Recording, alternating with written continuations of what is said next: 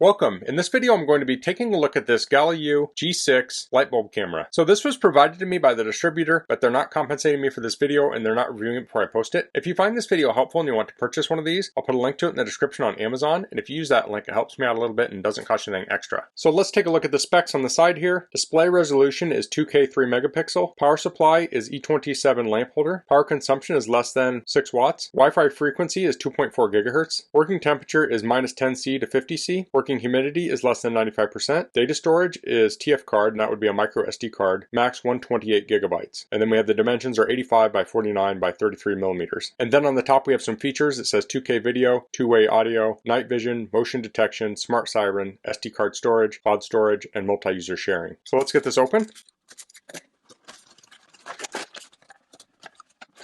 Here's a little safety card. It says safe using electricity. Don't touch the metal parts when the power has been connected. We have a bag with some screws and anchors, and we have a manual. And here we have the light bulb camera. So it does come with a base we can screw this into, like so. And then you can wire this into electricity. So this would not be the preferred method to use this. The preferred method would be to screw this into an existing socket. And we have a little template there.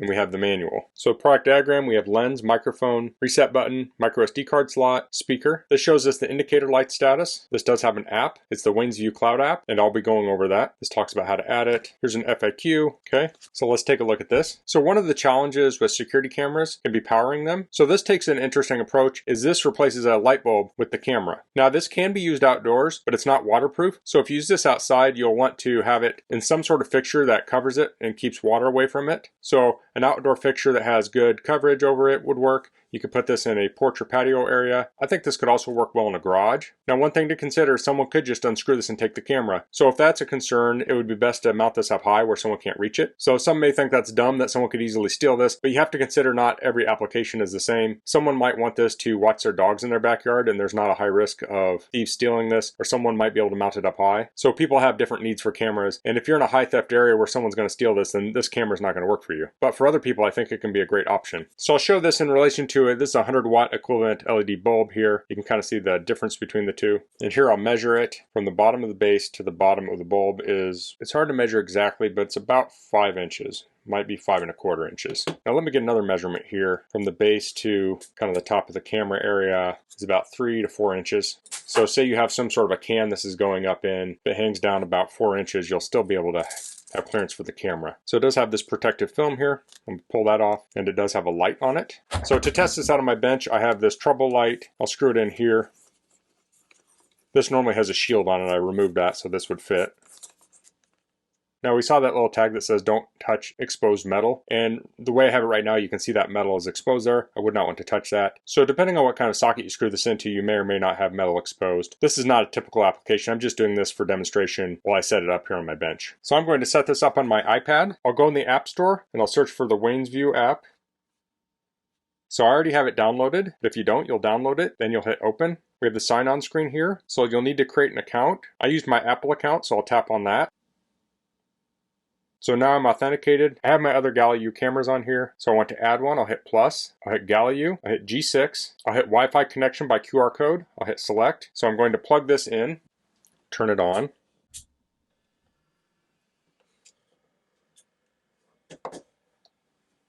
So I'm watching for this indicator light to flash. Okay, and it looks like it's flashing now. I'll tap flashing on the app. I'll enter in my Wi-Fi SSID and password. And it says, nope, 5 gigahertz Wi-Fi is not supported. I'll hit next. Now it's going to bring a QR code up. So I'm going to hold the camera in front of the iPad to scan that. QR code scan is successful. Okay, connecting to the Wi-Fi. Okay, it scanned the code. I'll hit next. Registering on the server. Okay, pairing was successful. I'll name the camera. I'll just name it G6 bulb camera. Hit OK. It's talking about cloud storage. Go here. We see the camera here. I'll tap it. Now we can see the camera. So I'm going to mute the audio so we don't get feedback. So that was super easy to set up. Now I said this has a light on it. We can tap this button here and turn the light on. So there we have a little spotlight. We have a siren. So I think that's everything I need to show on my bench here. So I'm going to go install this somewhere and then we'll take a look at the features. Okay, so I've installed this in my garage. I have a ceramic lamp on the ceiling. So it's just a perfect application for something like this. Okay, so I installed this in my garage, and I also installed a microSD card. So I'm showing that video clip now. You move the camera lens down, and there's a slot, and you want the label of the microSD card to face away from the lens. And make sure it's straight when you're putting it in. If it's tilted a little bit, it won't go in. So I'm going to show a quick clip here of a different light fixture I tried to install it in. Okay, so I was curious what it would look like in this lamp. And this is just too deep for it to work in something like this. So that fixture was a little too deep. Now you can get light bulb extensions that you could put on. So if you need to add a little bit of length, you can do that with an adapter. So I have this in my garage now. So let's go over a couple different things. Let's start at the upper right. We have the settings. I'll tap on that. So we have the basic settings. We can invite family members. So you can share this camera with others. We have advanced settings. Here we can rotate the image. So it's upright. We can change it to inverted. So this is set up where it's actually always inverted, but that's the default state. The main thing to know is if it's upside down, go in here and change the setting and it should fix it. Then we have intelligent tracking. Next we have AC frequency. So in the US we use 60 Hertz. If you're in Europe and use 50 Hertz, you can change it there. Camera microphone is on. Speaker volume is at 70. LED indicator. So this is not the infrared LED. It's not the spotlight. This is the little status light and you can turn it on or off. Next we have privacy settings. So we have camera timed off. So you can set a schedule for that. We also have privacy area. And then we also have the camera microphone. We can turn that off. After that, we have local application. So you can set this up here if you're going to have it connect to network video storage or security system. The next section is home protection settings. So we have motion detection. We have full area. So here we can designate which area we want. The detection. We have the sensitivity level. Next, we have motion alert. We can enable that. We can set a schedule. We can do 24/7, schedule 1 or schedule 2. Then we have memory card storage. It says schedule 24/7. We can also do schedule 1 or schedule 2. Let's look at one of those to see what that actually looks like. So we can have a start end time, and then we can do a repeat for day of the week. So there's two modes here. We have motion detection recording and continuous recording. So if you want to record 24/7, you would do continuous recording. I have it set to the default, which is motion detection recording. It will only record when it detects motion. So I've inserted a 32 gigabyte microSD card in here. When the space is full, it says overwrite the earliest files. Otherwise you can have it stop. And you can format the memory card, which I actually need to do. So I'll do that real quick.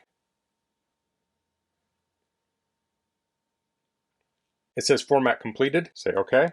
We have light and night vision. So it says pick a working mode. We have auto infrared mode or intelligent light. So in the auto infrared mode, it will turn on the infrared light at night. So then you have a black and white image. With the intelligent light, it will turn on the spotlight. So it will actually light up the scene and then you'll have a color image. And then you have a delay before it turns off. It's at 15 seconds by default. So we have these other modes. We have full color night where you just have the light on all the time. You can turn the light on a schedule. And then we have all off mode. It says all off mode is for situations where the light is always brighter and the image always keeps color. Then we have device maintenance, and that's where you can change your network or restart the camera. So those are the settings. Now we have the camera here. On the lower left, it says 2K. If we tap that, you'll see it says 2K or SD. If we tap SD, this will be the lower resolution mode. So if you're on your local LAN, you'll probably use the 2K. But if you're viewing this from a mobile device and you're having trouble getting it to stream well, you can switch that to the lower resolution mode. We can tap on the square in the bottom right. That will make it full screen. Just below that, we have the speaker mute, so we can turn that on or off. Then we have the microphone. It says, okay, so when you tap that microphone, it says hold to talk. So if you're perceptive, you might notice the date changed in the video. As I was recording this, when I pressed that microphone, it actually cut out the audio recording on my tablet. So I'm having to re-record this a little bit. So after the microphone, we have the little video camera icon. If we tap that, it will do a video recording. So that will just record video. If we tap it again, it will stop. Then it will ask us if we can access our photos. I'll just say keep current selection. Next to that, we have the camera. If I tap that, it will take a little snapshot. And as you can see, it says go to me local to view. If we go to the main screen and go to me at the bottom, then go to local photo, we can see the photo we just took. We also have local video. There's the video I just shot.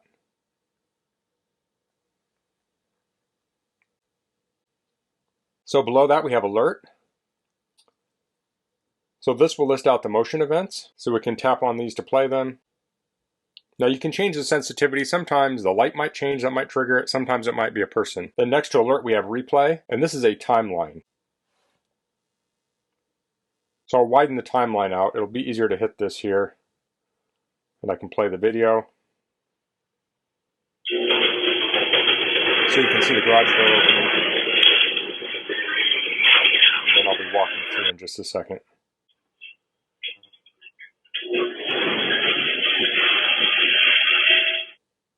So you can go to that replay to see your event recording. Next we have console, and this is how you control the camera. So I can pan to the left here. So if you're trying to do real precise panning, it can be a little tricky at times. It can kind of overshoot or undershoot what you're trying to hit. But this does have a nice feature on it, is that once you find a frame that you like, you can hit the little star and it will save the position as a favorite. So I already have this one saved as a position, and I'll show how that works in a minute. But now I can pan to the right. There we go. I could save this as a second position. So I actually went too far ahead. Let me scroll back.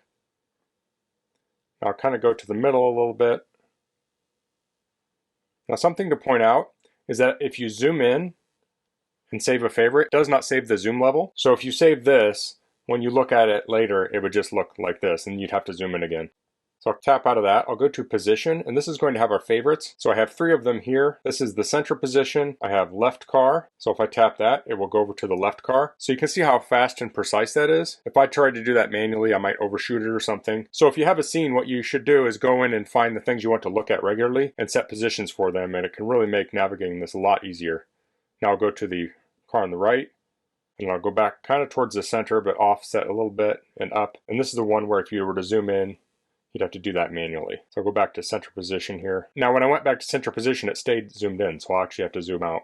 I went over the light and the siren already. Next we'll look at the talk mode. So this has hold to talk or tap to talk, so you can change that depending on your preference. So if you want to download video, we can go to alert. We'll see some video here. Let's see the 906 video. Let's try that one. Okay, if I hit the 3 dots, it says download, delete, or cancel. So I'll hit download. It says you can go to new local video to view. Now we can view this video. So this video is also showing up under the Photos app. So I can tap it there and we can see the same video. So from here I could share it out to wherever I want. So this is an overview of the camera during the day. Now let's switch to a clip at night. Okay, so I'm out here at my garage at night and I'm off camera and it's very dark in here. I can see a couple little lights here and there, but it's more or less pitch black. So if we look at the camera image, we can see that because this has an infrared light in it, or what people would call night vision. Okay, so now I'll walk in front of the camera. Okay. So now the spotlight has turned on. So now we have the full color mode. I guess I'll walk forward here a little bit.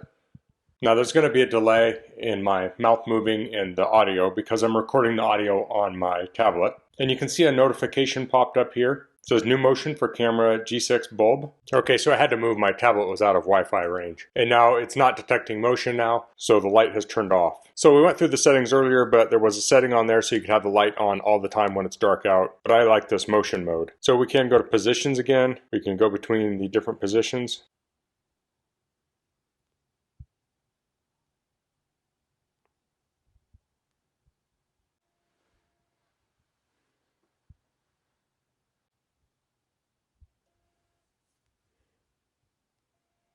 Now there was some lag there, and I think that's due to my bad Wi-Fi on my tablet. Let's try zooming in a little bit. So there's not a tremendous amount of detail when we zoom in. Of course, this doesn't have optical zoom. This is a digital zoom. But the image does look very sharp. Here, let me go to the landscape mode. Now, something triggered that light here, so you can better see the detail there in the night vision mode. So that's the Galayou G6 light bulb camera. I found this camera very easy to install and very easy to use. I like that you can mount a camera anywhere you have a light socket. Now there are caveats to that. You need to keep it away from where water can get to it, and also security wise you may have concerns, so you might need to mount it up high. But if you have a location for this, installing it was a breeze, and then setting it up and using it was a breeze. So it had a lot of features on it. I didn't cover every single one of them. Some are a little difficult to demonstrate, but it has that two-way audio mode on it. You can set it up as a motion light, and I like that you can turn these features on or off. So if you don't want the motion light, you don't have to use it. Another nice thing about this is you can mount it temporarily. So saying you're going away on vacation for a week, you could screw this into a socket in your backyard and you can monitor your property while you're gone. And then when you get back, maybe you don't need to monitor that area. You can take this and move it somewhere else. And since it screws into a light socket, you don't have unsightly wires hanging down. So that's all I'm going to cover in this video. If you have any questions, please leave them in the comments. If you liked this video, please click like. If you haven't subscribed to my channel, I'd appreciate if you could do that. And thanks for watching. Until next time, goodbye.